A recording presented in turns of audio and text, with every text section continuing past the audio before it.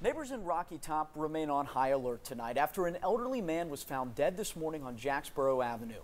That's near Lake City Elementary School.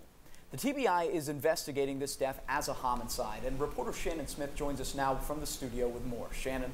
Daniel, neighbors on Jacksboro Avenue in Rocky Top say they live in a quiet neighborhood. That's why 83-year-old J.C. Copeland's alleged murder came as such a shock, and now they want whoever did it behind bars.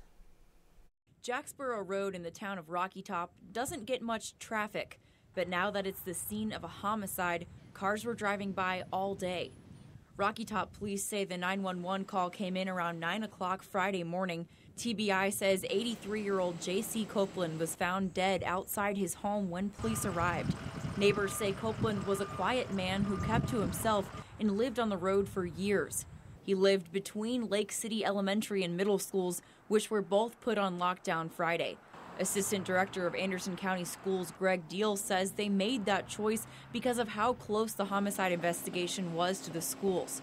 The TBI is working with several law enforcement agencies to continue this investigation, and meanwhile, neighbors are waiting to see what happens next. The ones I spoke with didn't want to go on camera, but say they're scared and plan to lock their doors tonight. And the TBI says Copeland's body has been sent for an autopsy. Daniel. Latest on some developing details there, Shannon, thanks.